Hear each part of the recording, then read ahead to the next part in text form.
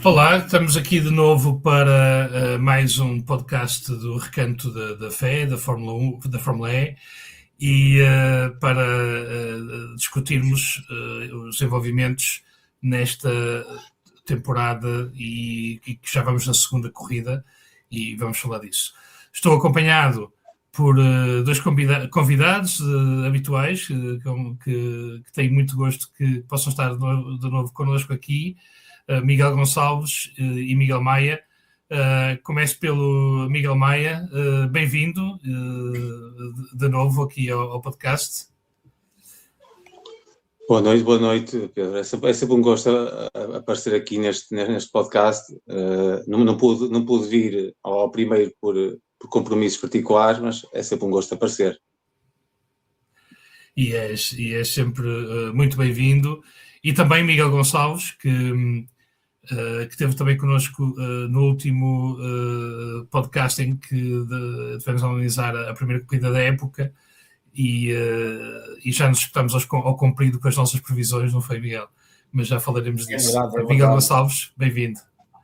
Muito obrigado, antes de mais. É sempre um gosto estar aqui neste cantinho do Vamos Falar de Fundo, dedicado à Fórmula E. E para quem não nos conhece, é um grupo muito eclético. Foi a Fórmula 1 que nos uniu, mas há muito mais do que isso e temos aqui vários gostos em particular. Se calhar a Fórmula E, a mim, interage sempre com os Açores, não é? Na gravação do episódio passado estava num hotel na Ilha do Faial, hoje estou no hotel na Ilha de São Miguel. E agora vamos ver o próximo podcast, que é para eu marcar a próxima viagem. Mas de facto, como disseste bem, Pedro, as previsões, as predictions, foi tudo ao lado.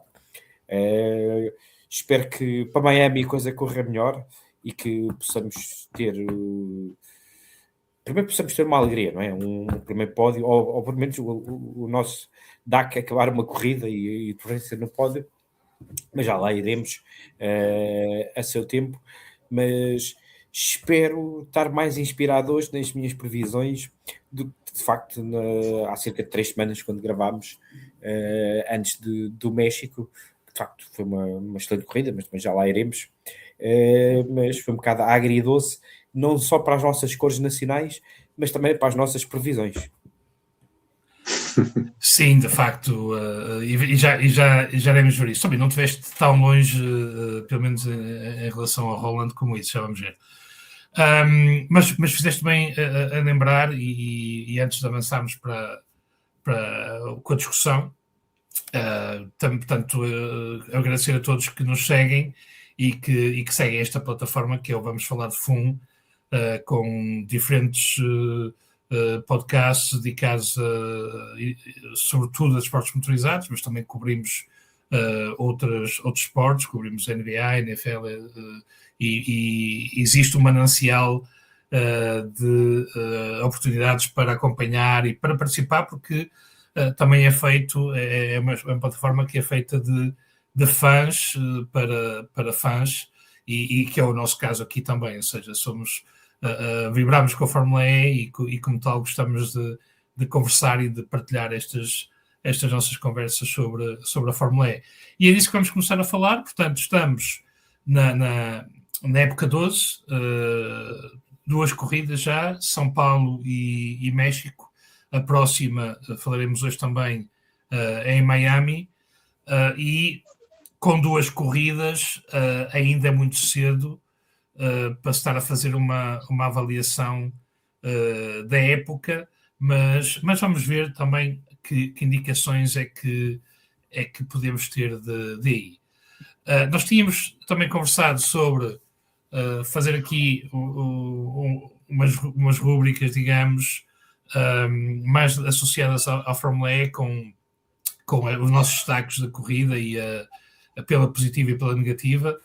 E o primeiro é o Attack Mode, portanto, aquele que é o nosso destaque positivo. E eu começaria já por aí, neste caso ao Miguel Gonçalves. Qual é o teu Attack Mode da corrida do México?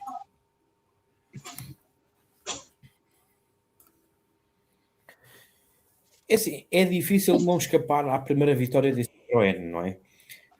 De facto, quer ser de um festival e até em termos estratégicos, depois daqui a bocadinho já podemos desenvolver um bocadinho mais, mas seria muito injusto não dar o devido destaque primeiro à primeira vitória da Citroën e ao recital que Cassidy deu.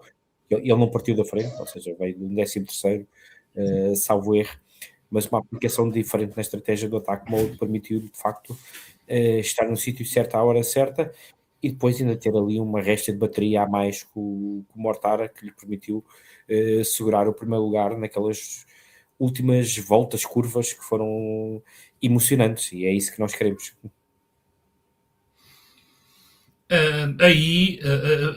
Vamos voltar ao Cassidy, porque de facto, e à Citroën, que são o destaque aqui, mas entretanto para também envolvermos o Miguel Meia na conversa, eu não sei qual vai ser o ataque mode dele, mas podes dizer, Miguel, qual é o teu escolhido?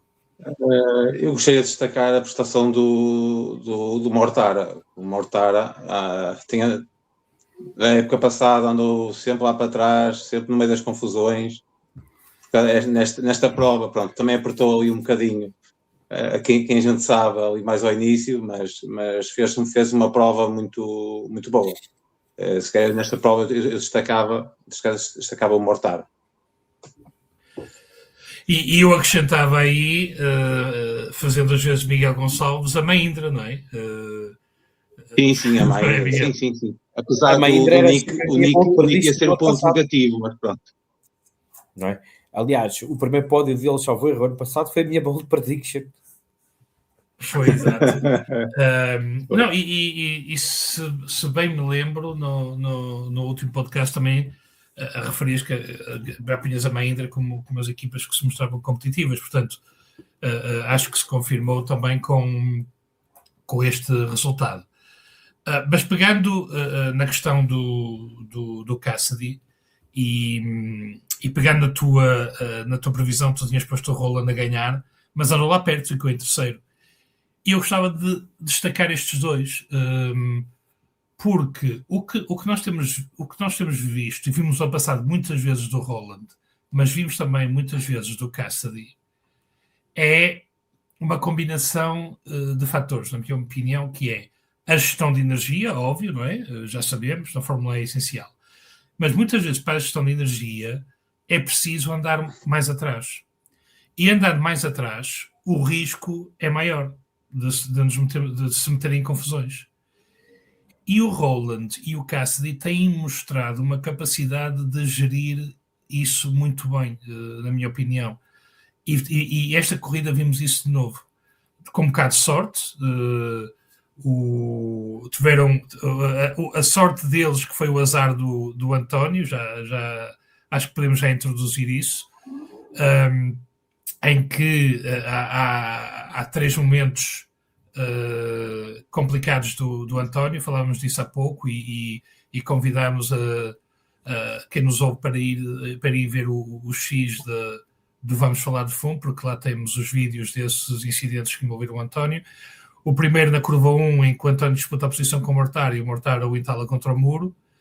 O segundo, em que o António tem que se desviar em extremos do Günther e vai fora e força o Roland fora. E aí, por exemplo, o Roland também perde alguns lugares, tal como o António. Mas, por exemplo, o terceiro incidente, que é o que acaba com a corrida do António, o Cassidy está a tentar meter por dentro, atravessar o António por dentro, no gancho, e o Günther faz na minha opinião, uma curva, uma trajetória muito agressiva. Ele vem de fora e faz uma trajetória agressiva. O António bate nele e a culpa acaba por ser do António, já sabemos como é que é. Mas eu continuo convencido que ali a trajetória do Günther é extremamente agressiva, quando tinha 2 pilotos que vinham em disputa na parte interior. Mas, por exemplo, o António fica e o Cassidy continua. Portanto, aí entra também a tal sorte nas corridas e a dificuldade em gerir energia não estando à frente, mas conseguindo resistir a todos estes incidentes.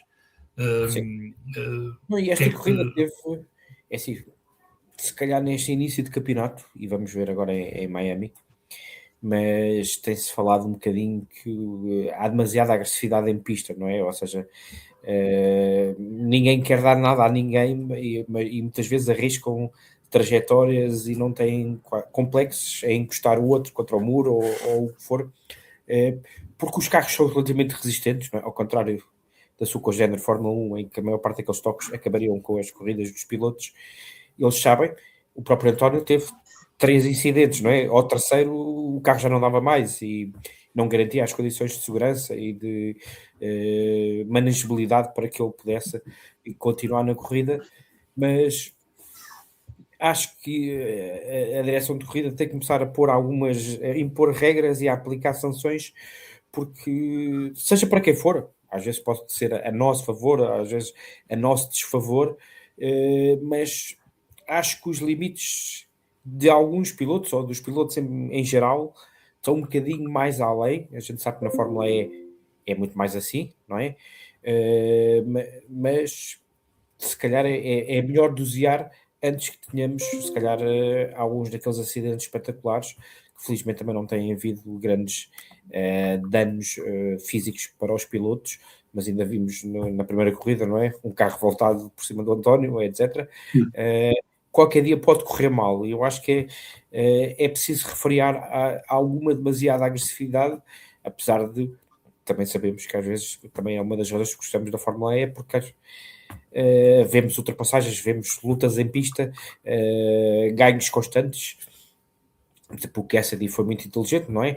Também teve a sorte, faz parte dos safety cars, quando é que entram, quando é que não entram, quando é que metem o attack mode, mas ele fez 6 minutos, ao contrário, quase todos os outros que fizeram 4, e quando os outros já estavam com menos bateria, ele conseguiu recuperar facilmente posições e no final ainda tinha cerca de 3% a mais que o Mortara de energia, ou seja, conseguiu fazer isso e se calhar ao contrário, e como disseste bem, e teve envolvido com o António num dos incidentes, mas estando no meio do pelotão consegue fugir ou consegue ser mais calmo e perceber que às vezes se calhar temos de tirar nós o pé, que é para não arriscarmos demasiado, porque de facto ele já lidera o campeonato e, por exemplo, temos a Jaguar que tem estado competitiva, mas, por exemplo, o DAC tem 0 pontos, não é? E a verdade... O DAC e o Evans. Ou seja, a Jaguar em geral tem 0 pontos, não é? E não é por falta de competitividade do carro. É como o António diz, há corridas que não estamos no espaço certo, à hora certa, não demos espaço ou não temos espaço, mas depois os campeonatos ganham-se com pontos e não com performance, ou se os carros são competitivos ou não. Estas vitórias morais. Pois. E fazendo a transição para o destaque negativo, que é o nosso curto-circuito, quem entrou em curto-circuito, e eu atrevo-me com o que tu referias agora, e pegar no que dizias agora dos 0 pontos da Jaguar, será que podemos dizer que a Jaguar está em curto-circuito neste início da temporada? Eu diria que sim, mas eu quis fugir a esse curto-circuito, porque sabia que... Mas desculpem, que eu devia ter dado a indicação. Miguel Maia agora, para continuar. São os Miguéis. Sim, eu acho que sim, a Jaguar, como é que eu dizer, tem boas performances, apesar de mesmo a qualificação do António, pronto, a qualificação dele ficou a 12 milésimos de ir aos duelos, o Evans ainda foi aos duelos,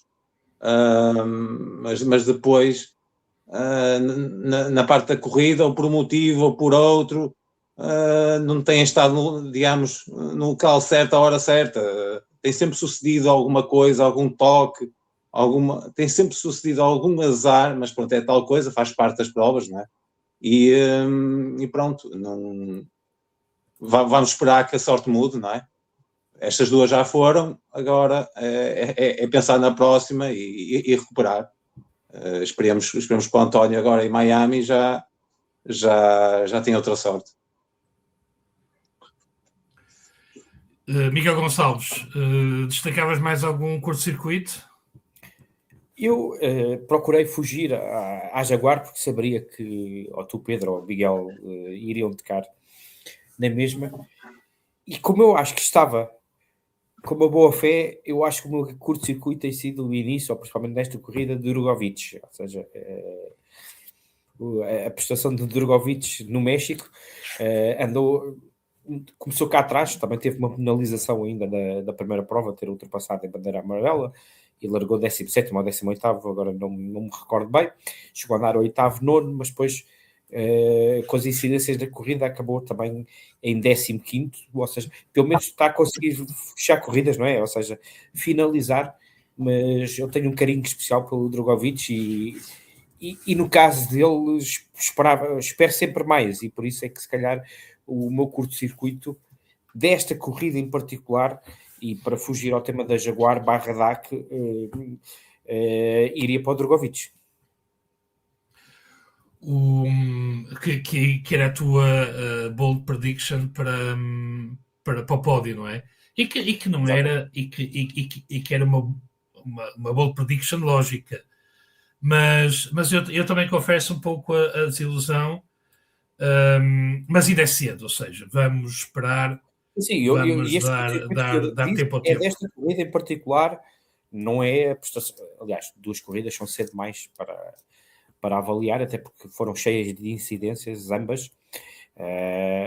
Agora, como é óbvio, por exemplo, este início de campeonato também relembrar muito o campeonato do António de há 2 anos, em que uma série de azares ficava fora dos pontos, muito atrás do Verlaine, e depois, mais ou menos, passado o primeiro terço do campeonato, encarreirou, e se tivesse feito mais 10, 15, 20 pontos, se calhar teria sido o suficiente para chegar a Londres numa verdadeira posição de poder ser campeão do mundo, porque ele chegou a poder ser matematicamente, mas obviamente que o líder e o destaque da Porsche seria sempre para o Verlaine, porque estava à frente do DAC, não é? E eu espero que em Miami, de facto, o DAC e a Jaguar consigam combater esse menor começo e que, de facto, comecem a amelhar pontos. Por menos aclimatizado já estará, porque o António está já há mais de 2 semanas nos Estados Unidos, fez Daytona, etc. Já está no horário certo. Na Flórida, sim. E tal como o Nick Cassidy, que também correu na Daytona, não vi se havia outros, por acaso. Pegando no curto-circuito, eu queria referir o Dan Ticktum. O Dan Ticktum, eu também tenho um pouco uma implicação com o rapaz. A personalidade dele não me agrada. E não sei se vocês viram aquela série da Fórmula E, que estava o António também, e eles seguiam vários pilotos, e um deles era o Ticktum. E não consigo simpatizar com a personagem. Mas é um piloto excepcional. Agora, é um piloto que corre muitos riscos. Ele consegue ser muito rápido, mas também a correr muitos riscos. E esta época está ainda com 0 pontos, e tem sido um bocado vítima também de um pouco do seu fulgor. Vamos ver. Não sei, como disse, eu sou suspeito porque não simpatizo com a personagem, mas reconheço que de facto ele tem talento, e quando as coisas correm bem consegue ser extremamente rápido. O ano passado fez o fim da época excepcional, de um nível altíssimo, bastante melhor que o António, e com um Porsche mais fraco, não é? Porque não tem motorização Porsche, mas tem motorização Porsche da época anterior, ou com algumas limitações. E como em relação ao que tu dizias do Drogovic, eu estava a pensar também que perde um bocado na comparação, porque tenho um colega de equipa que é o Jake Dennis, que ganha a primeira corrida, também esteve nas disputas lá na frente, ou seja, o Andretti mostra-se competitivo, e aí pronto, e é nessa comparação também que o Drogo perde um bocado. Eu só queria salientar, até porque eu destaquei a Porsche por tudo que costumam fazer no México no último podcast, e a Porsche, de certa forma, foi um pouco uma desilusão. Começaram a corrida bem e andaram lá na frente, mas acabam em sexto e nono, ou seja, fica para a Porsche e para aquilo que tem sido o desempenho deles no México e o que se esperaria deles, estiveram um pouco mais abaixo.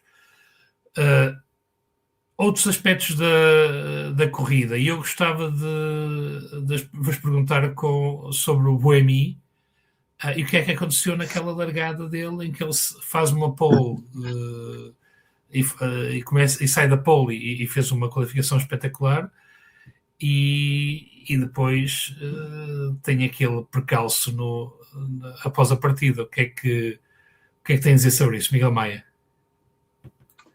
Eu acho que ele esqueceu-se que não era o circuito de Fórmula 1, como a gente já falou em off, e foi tal coisa. O Taylor Barner também partiu bem, também levou um pouco a isso.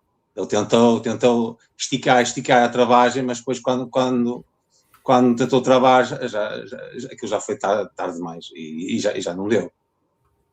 E depois a corrida dele acabou literalmente aí, que ele depois até acho, quando a corrida está mesmo a acabar, eu acho que a gente até via o Buemi lá à frente quase a apanhar uma volta. Que o Buemi teve passou ao lado da corrida completamente. Miguel Gonçalves, após dizer alguma coisa sobre isto? Ele desapareceu. Perdemos o Miguel. Ok, vamos continuar. Só pronto, dizer que já falamos aqui os incidentes principais. Houve também com a Mahindra, com o Nick de Vries, que também tem um começo de campeonato asiago, e o António. Na última corrida tivemos aquele acidente estranho com o Pepe Marti, e teve uma penalização. Nós falávamos na outra vez na penalização, e teve 10 segundos de stop and go, mas conseguiu fazer uma corrida interessante e acabar em sétimo. Tivemos aqui a redenção do Marti, depois daquele incidente em São Paulo. Miguel Gonçalves. Bem, antes de mais, eu penso que tive aqui um interregno de internet, ou seja, aqui tive que mudar aqui para a net do hotel, que saí aqui uns segundos, e penso que quando perdi a internet, estavas a tocar naquele que seria o meu mini curto-circuito, que é o Buemi, não é? Quer se quer não, o Buemi acaba por fazer a pole position, o Taylor Barner acabou por ser mais rápido, mas ultrapassou os limites de pista, mas faz a pole position e acaba anonimamente. Eu até acho que falaste agora Pepe Martin em sétimo. Eu tenho a ideia que se não foi Pepe Martin ou foi Buemi que acabou em sétimo. Agora já estou um bocado baralhado, mas o Pepe Martin que terminou em sétimo. O Buemi acabou no fim, acabou lá para trás. Ficou nos últimos. Em 17º, existiram 3. O Buemi ficou, é o que eu estava a dizer, ele ficou 1 minuto do primeiro, o Buemi. Está muito bom, porque ele depois teve problemas também, ou seja, ele foi para trás com aquela falha no início, e eu tenho a ideia que ele depois ainda teve um toque e isso tudo, e portanto estava muito atrasado. E que é uma pena, ou seja, com o que ele podia ter feito nesta corrida, não é? Que ele ia reiniciar, ele comprometeu completamente. Sim, mas pronto, seria o meu mini curto-circuito, seria o Buemi. Depois já me perdi um bocadinho. Qual era a questão que fizeste em particular?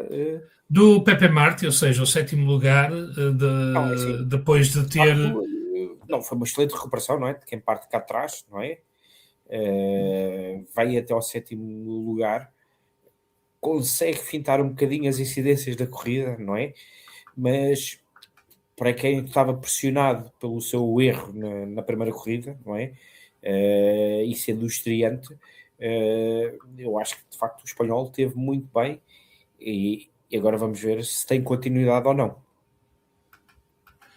E como eu referi há pouco, o TikTok já assistiu nas 2 primeiras corridas, portanto ponho o Pepe Martí à frente a liderar nos pontos da Cupra. Muito bem. Vamos fazer só aqui, então, uma passagem pela classificação geral. Portanto, o Nick Cassidy, com 3º lugar em São Paulo e esta vitória, lidera agora. E a Citroën, vamos relembrar, uma nova equipa que já tem a sua primeira vitória, já teve logo na primeira corrida o seu primeiro pódio, e agora a sua primeira vitória e lidera o campeonato de pilotos com 40 pontos. Em segundo temos o Jake Dennis, que tinha vencido a primeira corrida, fez 5º agora, tem 36 pontos. O campeão em título, o Oliver Rowland, fez 2º na primeira corrida, 3º nesta, portanto 34 pontos. E aqui, nestes 3, já se nota aquela questão que estamos sempre a falar no Fórmula E, que é a regularidade e como é importante também a regularidade. 4º lugar, o Pascal Wehrlein, 23 pontos, e em 5º lugar o Mortara com 18 pontos. Só para acabar o top 10, Taylor Barnard, 12 pontos em 6º, Nico Müller, 7º com 12 pontos, Maximilian Günther com 8 pontos em 8º, o Buemi, ainda assim, com mau resultado, está em 9º, com 7 pontos, e o rookie, apenas rookie como piloto de início da época, o Joel Eriksson, em 10º com 6 pontos. Destacar também o Taylor Barnard, que mais uma vez fez 4º nesta corrida, estava também muito agressivo, e o final da corrida foi espetacular, ou seja, o resultado estava longe de ser decidido, os primeiros estavam todos muito perto uns dos outros, e aquilo podia ter mudado nas últimas voltas, e mesmo na última volta podia ter mudado.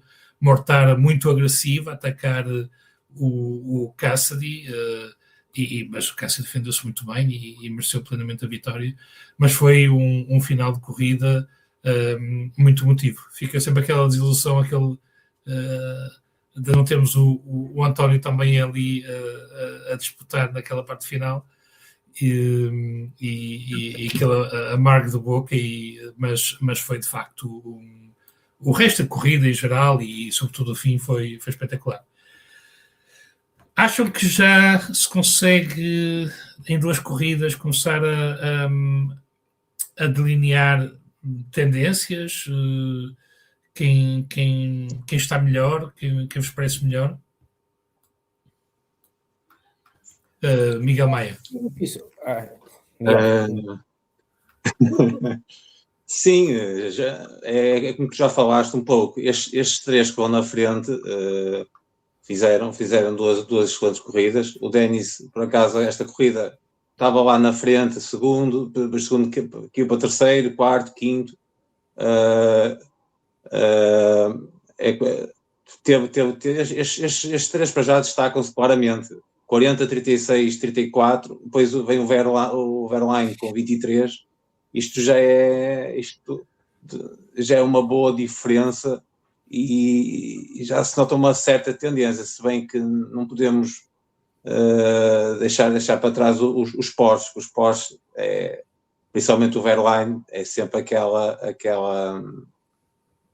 coisa que a Porsche tem. O que me pareceu nesta corrida, o Porsche esteve muito bem nos treinos, tanto de qualificação como mesmo nos treinos livres, mas depois na prova acho que a estratégia não terá sido a melhor.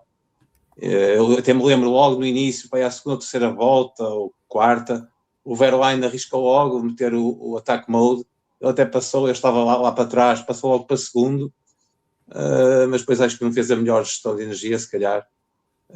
Mas mesmo assim acabou por ter uma corrida razoável face às expectativas. Um dos pontos que me parece interessante é que nos líderes, nos 3 primeiros que falamos, temos 3 unidades motrizes diferentes.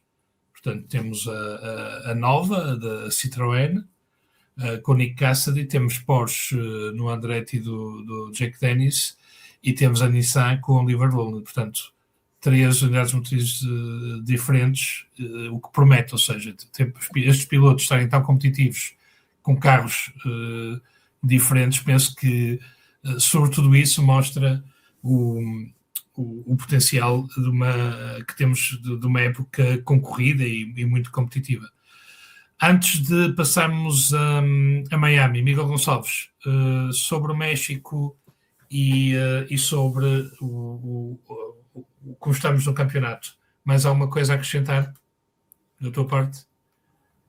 Não, ou seja, é um bocadinho o que vocês já disseram, não é? Ou seja, de facto surpreende a Citroën com nova equipa, unidade motriz, estar lá em cima, não pelo seu piloto, não é? Que toda a gente sabe da valia do Nick Cassidy, mas de facto não acontece muitas vezes, mas acho que temos visto pelas poles e pelas corridas que há muitos carros competitivos e se calhar vai ser mais um daqueles anos em que vamos ter muitas equipas a ganhar e quem fizer um score 2 ou 3 e tiver sempre consistente nos pontos poderá beneficiar, porque há equipas que ainda não pontuaram ou pontuaram menos do que são esperado, mas temos visto em ritmo e depois as decisões e os toques e não toques acabam por ditar muito.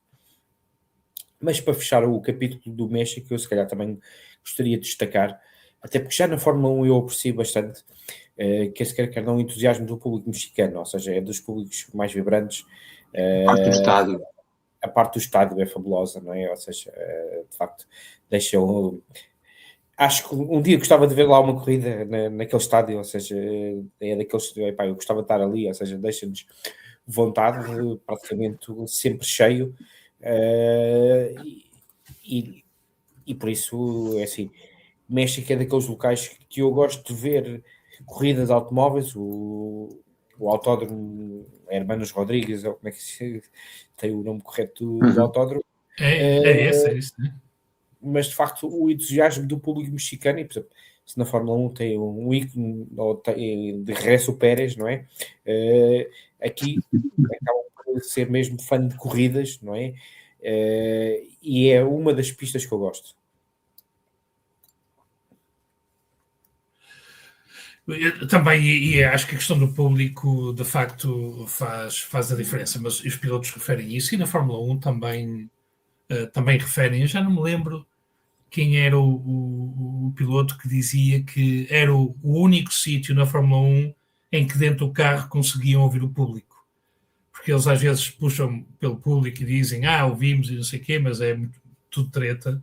Mas havia alguém que dizia que de facto no estádio conseguiam, mesmo dentro do carro, ouvir.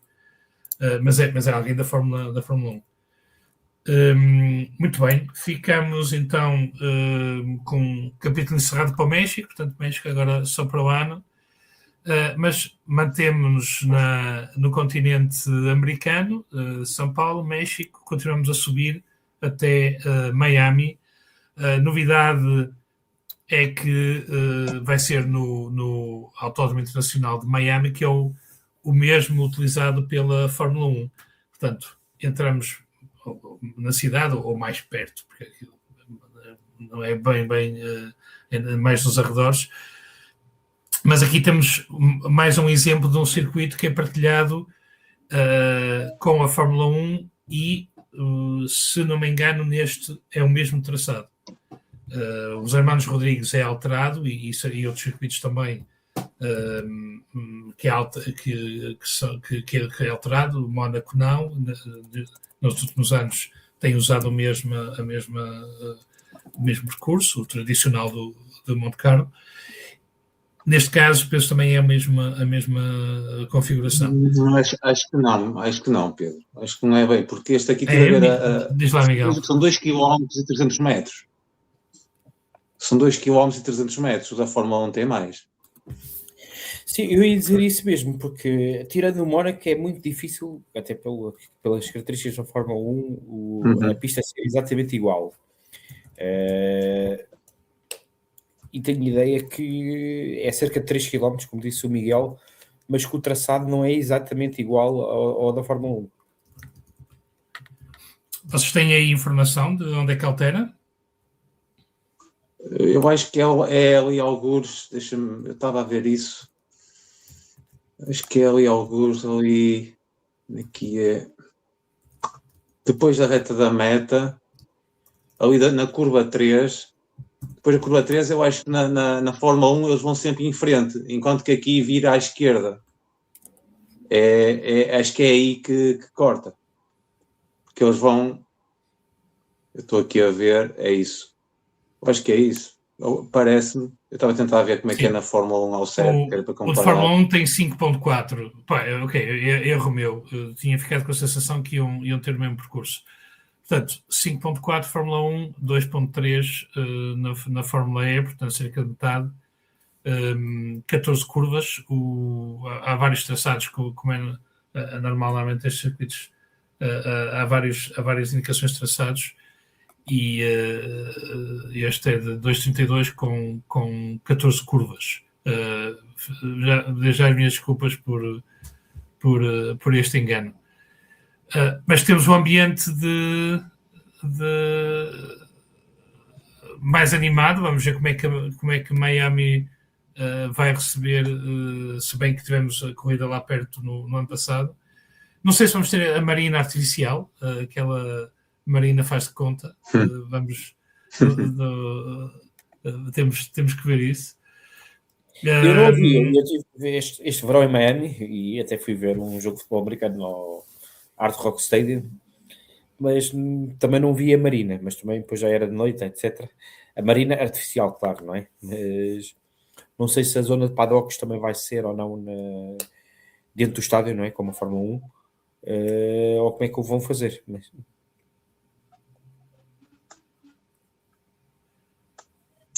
Muito. Pois temos que ver isso melhor, ou seja, para também procurar mais informação sobre isso. Mas estou aqui a comparar mais ou menos. Isto depois da curva 3, isto ia aqui uma curva ligeira que mais parece uma reta, tinha aqui, iam lá mais abaixo e só aí faziam cerca de mais 1,5 km só ali. Portanto, é ali depois da curva 3 que eles iam sempre em frente e aí já tinha muito mais distância.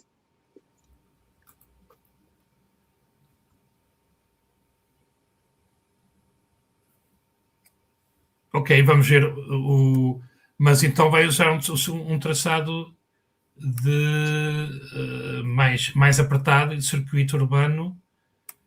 Sim. Portanto, vamos ver como é que é. Praticamente. Desculpa estar a interromper, Pedro. Este circuito, praticamente pontos de ultrapassagem, quase só a reta da meta e a reta antes de fazer aquela curva mais apertada para a meta. Praticamente só tinha esses pontos de ultrapassagem. O resto é aquela questão das trajetórias alternativas que eles vão ter que andar a fazer, porque só vejo estes pontos de ultrapassagem, praticamente. Muito bem. E o que é que podemos fazer em termos de previsões? Num circuito novo, portanto, vão ter todos que aprender este novo circuito. O que é que seria a vossa alta voltagem, a vossa aposta para esta corrida, de quem devemos ter debaixo do olho? Jaguar no pódio. Como alta voltagem ou como bold prediction? Não, como alta voltagem. Eu acredito mesmo que a Jaguar faça um pódio. Vou aprender com aquilo que correu menos bem, seja culpa própria ou não, e precisam de pontuar. Por isso é a minha previsão principal. Obviamente, dentro da Jaguar, preferia o Dak ou Evans, mas a minha previsão é a Jaguar do pódio. Muito bem. Acho que é uma boa previsão. Acho que para muitos de nós, não só pelo António, mas acho que o Mitch Evans também é um piloto que transporta consigo bastante apoio e bastante carinho, eu diria. Miguel Maia, alta voltagem para Miami. Para mim, eu diria António, Oliver Rowland e Nick Cassidy. Eu diria esses três para o pódio para mim. Para mim seria essas, não necessariamente por esta ordem, mas para mim serão, na minha ótica, os três primeiros. Muito bem. Eu, para mim, acho que vai ser de observar de novo a Citroën. Temos o Cassidy, já mostrou que o carro é competitivo. Tenho uma dupla muito experiente, porque também tenho o Jean-Éric Vergne, e eu acho que nestes circuitos novos, os pilotos mais experientes conseguem ter alguma vantagem em aprender. Normalmente há sempre aquela vantagem dos mais experientes em circuitos que já conhecem, em relação aos novatos, obviamente, mas eu acho que também em circuitos que são novos, essa vantagem normalmente desfaz, não é? Porque é novo para toda a gente, mas eu considero que pilotos desta qualidade e desta experiência podem retirar bastante deste processo de aprendizagem no circuito novo, de preparação da estratégia com a equipa e isso tudo.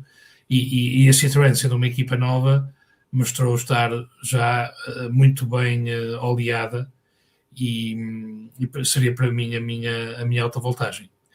Muito bem, e bold predictions então. Vai, Miguel, que é tua. Miguel Maia. Para bold prediction, Mortara, Barnard e Buemi. Isso que é o pódio? Sim. Pensei que quisesse um pódio ou era só um, não sabia. Normalmente a bold prediction nem tem que ser o pódio, é só uma previsão assim fora da caixa, mas digamos. Fica assim. Eu vou bater mas eu punha Barnard e Buemi, não é? Eu? Sim. Mortara, Barnard é a tua bold prediction. Muito bem.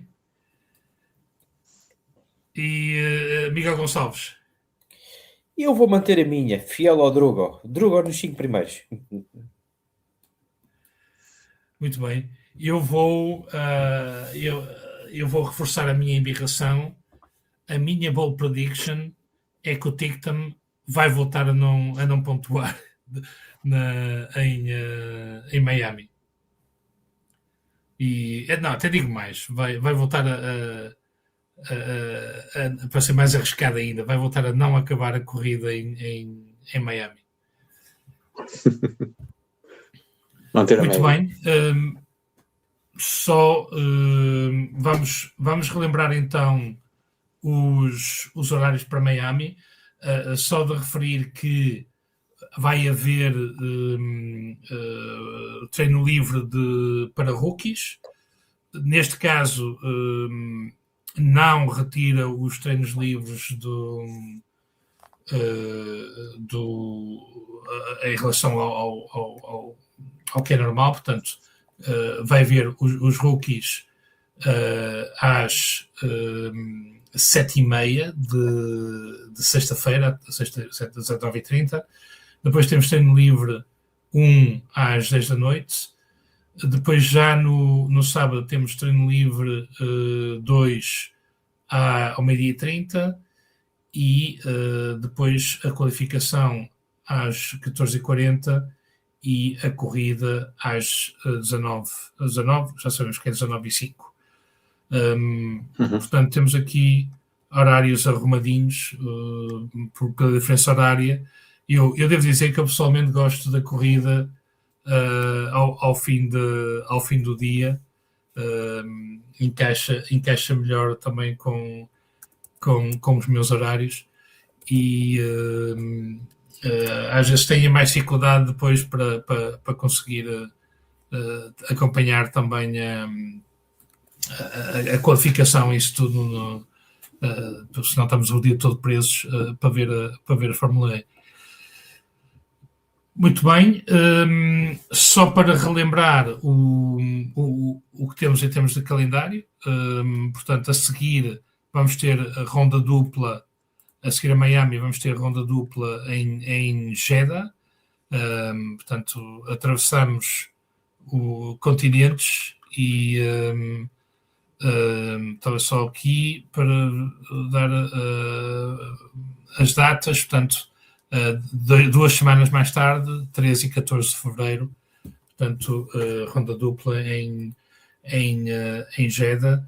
Aí, só para relembrar, e porque como é normal, não há corrida ao domingo, quer dizer que a ronda dupla vai ser numa sexta-feira 13, excelente para o número 13, para o DAC, e depois sábado 14.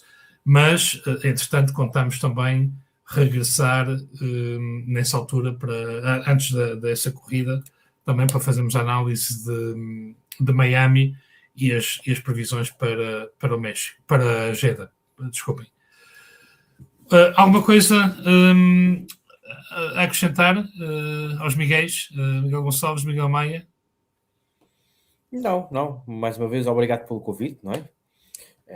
Agora tenho que mudar de desporto, apesar de estar a correr mal, que já estar a perder, mas de facto é um gosto estar aqui este espaço e vamos ver se Miami é o início da remontada do nosso DAC. Esperemos que sim, esperemos que tenha tido mesmo um início muito, muito azarado. Ele falhou em Daytona, mas acho que ainda assim o segundo lugar foi animador. Mas segundo lugar não dá relógio. Acho que é essa a desilusão maior. E o Cassidy ficou em terceiro, salvo erro, não foi? O Cassidy acho que ficou em terceiro. Aliás, os carros eram preparados pela mesma equipa, não é? Ou seja, eram carros irmãos. A mesma equipa, sim. Portanto, era aqueles amarelos e verdes, não é? Era esse? Sim. Era P2. E ainda liderou. Agora, no stint noturno ainda chegou a liderar, mas depois acho que perdeu. Miguel Maia, muito obrigado. Não sei se tens mais alguma coisa a acrescentar. Não, é sempre dizer, é sempre obrigado sempre pelo teu convite. Sempre que puder, estarei disponível. Será um gosto sempre aparecer aqui para falar sobre a Fórmula E. Muito bem, e agradeço-vos aos dois e ficamos pela vossa participação, e é sempre um prazer também conversarmos e não só conversarmos online, mas também no offline antes de gravarmos. De dizer que, como referi antes, portanto, convidar todos a envolverem-se também com a plataforma do Vamos Falar de FUN, com o podcast. Temos o grupo WhatsApp também da Fórmula E que se podem juntar e são sempre bem-vindos. E quem quiser também participar no podcast, só tem que nos contatar e poderemos, obviamente, acertar isso para uma futura oportunidade. E agradecer a todos as patronas e patronos que apoiam Vamos Falar de FUN.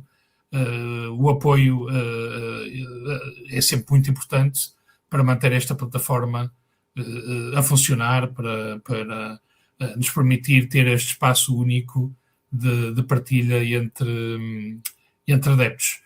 Mais uma vez, muito obrigado e até à próxima. O desejo de um bom fim de semana com um grande IPRI que todos possamos desfrutar. E mais uma vez, obrigado aos Miguéis. Boa noite. Obrigado a nós. Obrigado.